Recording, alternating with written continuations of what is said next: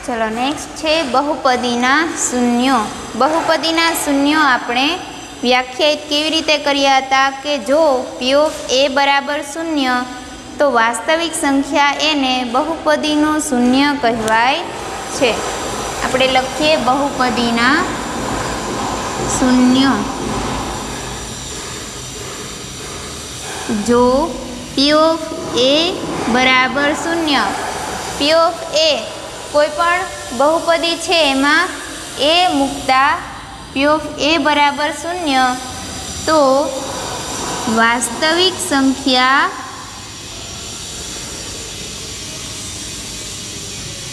ए ने बहुपदीनुं शून्य कहे छे।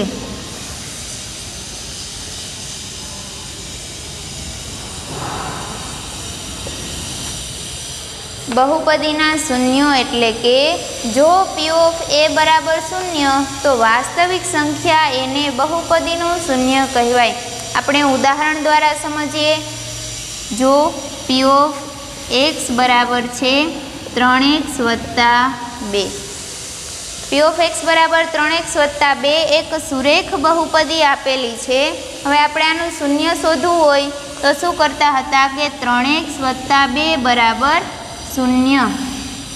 कोईपण बहुपदी बराबर शून्य लई अने आपणे एक्स नी किंमत शोधीए तो 3x बराबर -2 माटे x बराबर शुं आवशे -2/3। तो आ छे ई बहुपदीनुं शून्य मळशे। हवे पी ऑफ -2/3 बराबर जे बहुपदी छे एमां मूकीए आपणे किंमत 3 -2/3 + 2। सादुरूप आपो 3 3 उड़ी जशे, -2 + 2, -2 અને +2 पण उड़ी जशे। शुं जवाब आवशे? शून्य। तो पी ऑफ -2/3 बराबर किंमत शुं मळी आपणे? शून्य। तो -2/3 अहीं शुं छे? पी ऑफ ए एटले के आपणे ए बराबर शुं छे? अहीं ए छे, अहीं ए बराबर छे -2/3। तो आ ए छे जे -2/3 छे आ वास्तविक संख्या ने बहुपदीनुं शून्य कहेवाय। अहीं कई बहुपदी छे? तो 3x + 2 एनुं शून्य क्युं छे? -2/3। आवी रीते द्विघात बहुपदी अने द्विघात बहुपदीना आपणे शून्य मेळवता शीख्या हता। हवे द्विघात बहुपदीना शून्य केवी रीते मळे? तो कोई बहुपदी छे, द्विघात बहुपदी आपेली होय तेने आपणे बे रीते अवयव पाडता हता। અહીં આપણે શેષ પ્રમેય અને અવયવ પ્રમેય આવશે, એના પછી આપણે એના અવયવો પાડતા શીખીએ। અવયવ પ્રમેય પરથી પણ આપણે એનું શૂન્ય શોધી શકીએ અને બીજી રીત હતી કે પદ આપેલા હોય તો મધ્યમ પદ છે આને વિભાજિત કરી અને પણ આપણે શૂન્ય શોધી શકીએ છીએ।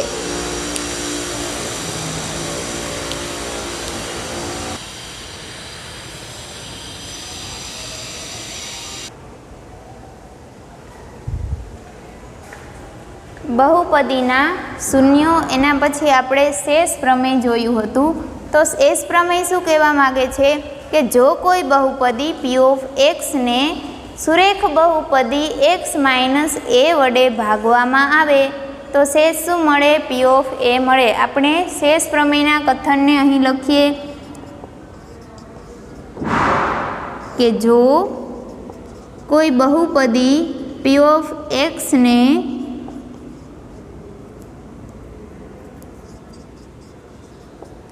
जो कोई बहुपदी पी ऑफ एक्स ने केवी बहुपदी? सुरेख बहुपदी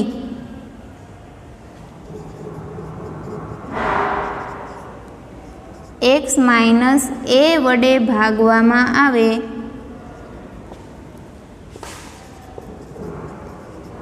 तो शेष पी ऑफ ए मळे। हजू एक शरत है कि जो कोई बहुपदी पी ऑफ एक्स पण केवी बहुपदी पी ऑफ एक्स के जेनी घात एक के एक करता वधारे होय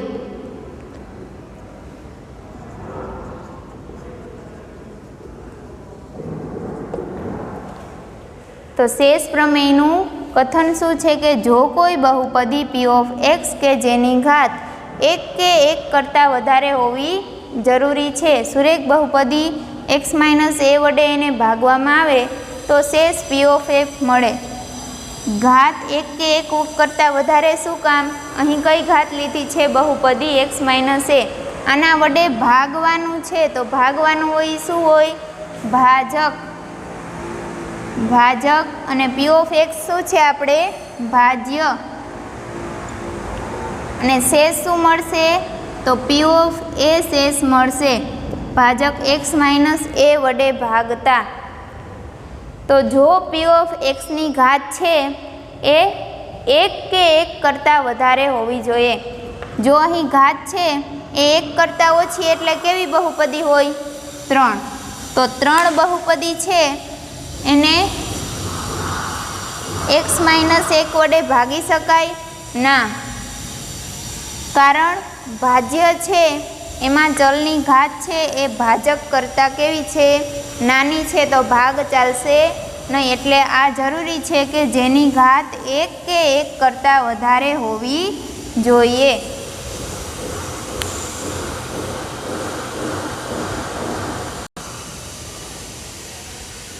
આપણે અવયવ પ્રમેય છે એનું પણ એક અવયવ પ્રમેય શું હતું એ પણ આપણે અહીં જોઈ લઈએ. ત્યારબાદ શેષ પ્રમેય અને અવયવ પ્રમેયનું ઉદાહરણ જોશું. તો અવયવ પ્રમેયમાં પણ જો કોઈ બહુપદી p ઓફ x ને અહીં પણ કે જેની ઘાત 1 કે 1 કરતાં વધારે હોય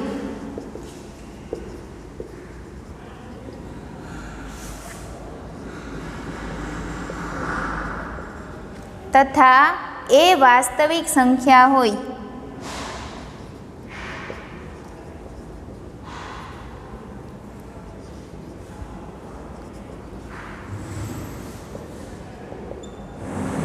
તો અવયવ પ્રમેયમાં કેટલા કથન હતા?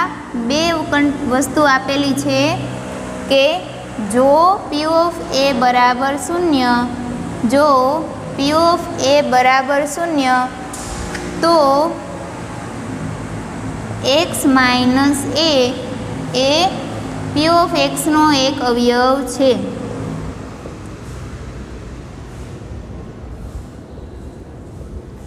અને બીજું વિધાન શું હતું કે જો આનાથી ઉલટું કે જો x - a p of x નો એક અવયવ છે તો p ઓફ a બરાબર શું મળશે?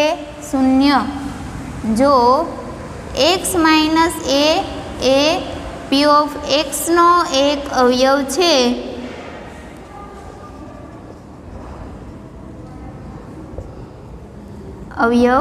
હોય તો p ઓફ a બરાબર 0. જો શેષ પ્રમેય તમને કોઈ બહુપદી આપવામાં આવે અને સીધું પૂછવામાં આવે કે આપેલી બહુપદી છે એને કોઈ સુરેખ બહુપદી વડે ભાગતા એની શેષ શું મળશે, તો આપણે આખો લાંબો ભાગાકાર કરવા કરતાં સીધું x - a જે પણ આપણે સુરેખ બહુપદી આપેલી હોય, ધારો કે સુરેખ બહુપદી x - 1 આપેલી છે તો x - 1 આનું શૂન્ય શું થશે? x બરાબર 1. સુરેખ બહુપદીનું શૂન્ય આપણને શું મળી ગયું? 1. તો આપણે p ઓફ 1 હશે, જ્યાં પણ બહુપદીમાં x દેખાય ત્યાં શું મૂકીશું? 1. અને જે કિંમત મળશે એ આપણે શું હશે? શેષ મળશે. એવી જ રીતે અવયવ પ્રમેયમાં જો કોઈ p ઓફ a બરાબર 0 મળે એ વાસ્તવિક સંખ્યા માટે તો x - a જે પણ એ સંખ્યા આપેલી હોય એને x માંથી બાદ x - a સુરેખ બહુપદી છે એનો એક અવયવ હશે. અને જો એક અવયવ હોય તો p ઓફ a બરાબર શું મળશે? 0.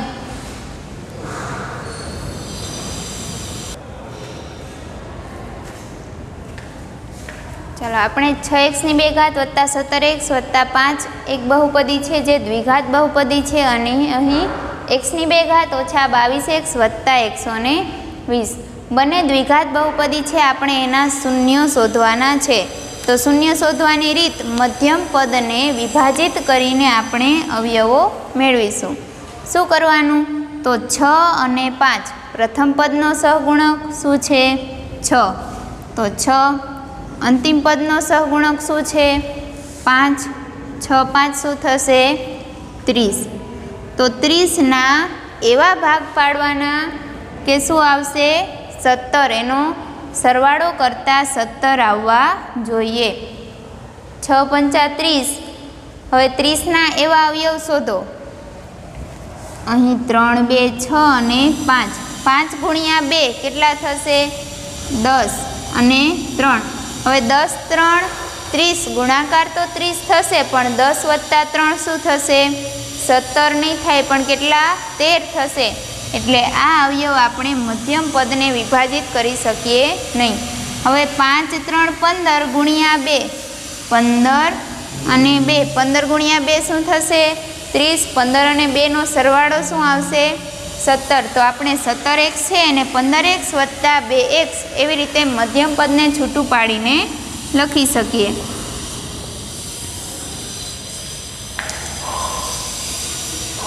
બે એક્સ વત્તા 15x વત્તા 5. આગળ 15x અને પાછળ 2x લખો તો પણ કોઈ ફેર પડશે નહીં, પણ 6 અને 2 છે તો આપણે 2 સામાન્ય કાઢીશું. અહીં 15 અને 5 છે તો આ બંને જોડી અને આ બંને પદની જોડી બનાવીએ.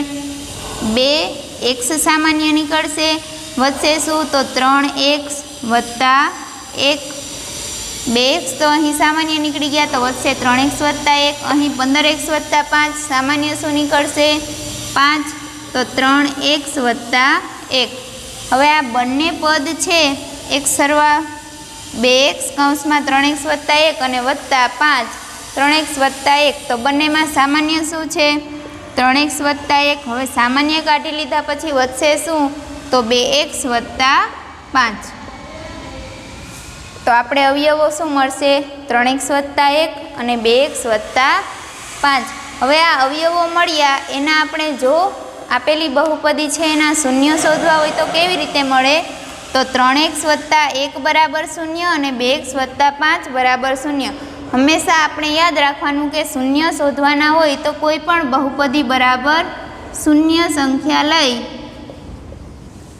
હવે સરખાવીએ. 3x વત્તા 1 બરાબર કાં તો 0 હશે ને કાં તો 2x વત્તા 5 બરાબર 0 હશે. તો 3x વત્તા 1 બરાબર 0 અને 2x વત્તા 5 બરાબર 0. તો x બરાબર -1/3 અને x બરાબર -5/2.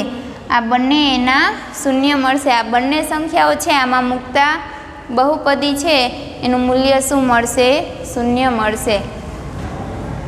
x² -22x વત્તા 120. પ્રથમ પદ સહગુણક 1, બીજું પદ અંતિમ પદ છે એનો સહગુણક છે 120. તો 120 ગુણ્યા 1 એટલે 120 એવા ભાગ પાડવાના કે ગુણાકાર કરતાં શું આવે? 120 અને સરવાળો કરતાં શું આવશે? -22. નિશાની યાદ રાખવાની છે. 12 ગુણ્યા 10 કરશું, 12 દાણ 120. તો 12 ગુણ્યા 10 કરવાથી 120 મળે છે. પણ વત્તા ને વત્તા તો શું આવશે? વત્તા, એટલે આપણે ઓછા ઓછા લેવા પડશે. જુઓ, બંને સંખ્યાને ઓછા લેશું તો ઓછા ઓછા શું થઈ જશે? વત્તા 120. એટલે ગુણાકાર તો આપણે 120 આવશે અને સરવાળો શું આવશે? -22. તો આપણે મધ્યમ પદ છે એને x² ઓછા 10x ઓછા 12x વત્તા 120. x² ઓછા 10x ઓછા 12x વત્તા 120 બેની જોડી બનાવીએ. સામાન્ય કાઢીએ. x સામાન્ય નીકળશે અને x ઓછા 10. બીજા બે પદ છે એમાંથી શું સામાન્ય નીકળશે? -12. -12 અહીંથી સામાન્ય કાઢીએ તો x ઓછા 12 સામાન્ય, x ઓછા 12 અને અહીં વધશે 10. 12 ગુણ્યા 10 કરશું તો 120 થશે. એટલે કૌંસમાં શું આવશે? અહીં 10. તો x ઓછા 12 અને x ઓછા 10 આ બંને એના શું થશે? અવયવો થશે. હવે બીજા આપણે ટોપિક છે કે બૈજિક નિત્ય સમો. એમાં આપણે કેટલાક સૂત્રો જોયા હતા અને એના પરથી સ્વાધ્યાય 2.5 આપેલું છે, જેમાં અગાઉ તમે શીખી ગયા હોય એવા x વત્તા વાયની 2 ઘાત, x ઓછા વાયની 2 ઘાત, x વત્તા વાયની 3 ઘાત, x ઓછા વાયની 3 ઘાત, x વત્તા વાય વત્તા ઝેડ ની 2 ઘાત અને xની 2 ઘાત ઓછા વાયની 2 ઘાત. આ દરેક સૂત્રો તમે શીખી ગયા છો. xની 3 ઘાત વત્તા વાયની 3 ઘાત વત્તા ઝેડની 3 ઘાત વત્તા 3xyz. આ સૂત્રનું વિસ્તરણ પણ તમારે પ્રકરણમાં આવે છે. તો આ દરેક સૂત્ર છે એ યાદ રાખી અને એના દાખલા ગણવામાં પ્રેક્ટિસ કરવાની છે. તો આપણે બહુપદી પ્રકરણ છે એનું સંપૂર્ણ પુનરાવર્તન અહીં કર્યું. બહુપદીની ઘાતના આધારે પ્રકાર હતા, એમાં સુરેખ, દ્વિઘાત અને ત્રિઘાત આ ત્રણેય બહુપદીના છે. વ્યાપક સ્વરૂપ આપણે જોયા નથી. તો વ્યાપક સ્વરૂપમાં સુરેખ બહુપદી હશે એના શું હશે? સુરેખનું ax વત્તા b અને જ્યાં a નોટ ઇક્વલ ટુ 0, xની 2 ઘાત વત્તા bx વત્તા c. આ છે સુરેખ બહુપદીનું વ્યાપક સ્વરૂપ. આ છે દ્વિઘાત બહુપદીનું વ્યાપક સ્વરૂપ. આપણે અગાઉ જોયેલા જ છે, આ માત્ર રિવિઝન કરી લઈએ કે અને ત્રિઘાત બહુપદી છે એનું વ્યાપક સ્વરૂપ xની 3 ઘાત, bxની 2 ઘાત વત્તા cx વત્તા d.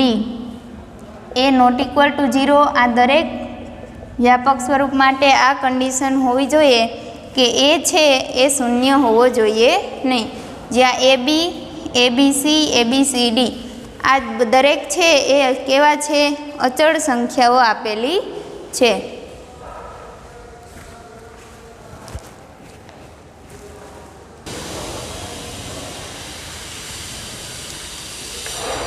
હજુ એક ટોપિક છે બહુપદીનું મૂલ્ય. બહુપદી પ્રકરણમાં બહુપદીનું મૂલ્ય આવો શબ્દ પણ આવે છે કે કોઈ પણ આપણને કિંમત આપેલી હોય કે x બરાબર 1 પાસે બહુપદીનું મૂલ્ય શોધો. આપણે ઉદાહરણ જોઈએ.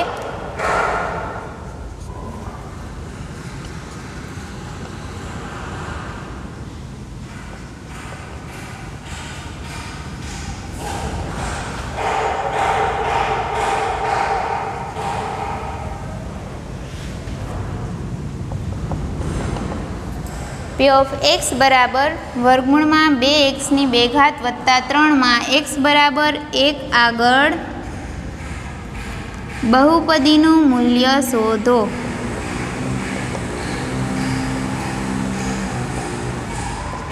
ચલો, આવું કંઈ આપેલું હોય તો x બરાબર 1 પાસે આપણે આનું મૂલ્ય શોધવાનું છે. શું કરવાનું?